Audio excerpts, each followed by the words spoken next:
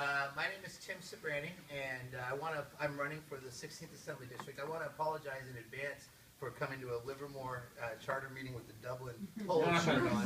I know that is off to a bad start already, but I just got off the tennis courts. I coach at Dublin High School, and I'm a classroom teacher. Even though I'm running for state assembly, I'm still in the midst of working full time as a student leadership teacher, teaching independent study. And one of the reasons I'm running for this office, the primary focus area is education. It's something I'm passionate on. My mother was a teacher, my wife's a teacher, my mother-in-law works in the Livermore schools, and myself, I've been an educator for the last 16 years.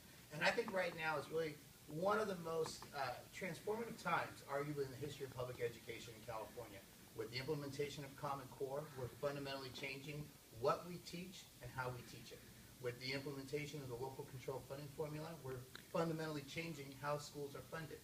And with the LCAP, the accountability plans, we're changing the whole metrics in terms of how we measure school performance. So I can't think of a more exciting time to be running for the state assembly and following the footsteps of someone like Joe Buchanan, our Assembly Education Committee. In fact, this district has a history of really electing pro-education legislators, and I want to follow into that tradition.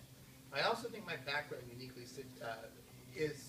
uniquely suited for this district. As an educator, I've taught a wide variety of subjects. I've taught college prep, economics, civics, U.S. history and world history, so the academic core classes. I've also taught academic electives like speech and debate and journalism, where you have some really high-achieving students, leadership, some high-achieving students, where literally some of my former students have gone to become members of the United States Congress, become lawyers, doctors, own their own businesses. In addition to that, however, there's another side. I've taught construction trades in the continuation school. I've taught independent study, where I work with kids that come out of juvenile hall, kids that have been expelled, kids that have been suspended awaiting expulsion, kids that have come out of foster school, kids that are homeless.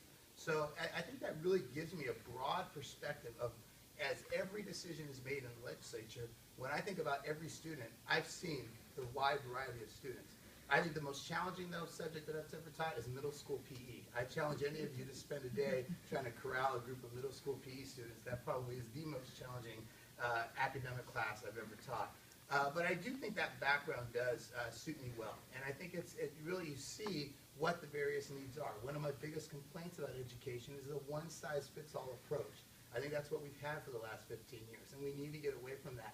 I think we're moving in a direction with local control, and I think the Livermore Charter is a great example of that. I congratulate you on being part of Measure G. I congratulate you on this campus and the facilities and the growth that you've had. And I think we really have an opportunity to empower local districts for academic excellence, and I want to be a part of that. I was recently appointed by the California Speaker, John Perez, to be on the California Collaborative for Educational Excellence, which is the governing board that oversees LCAP.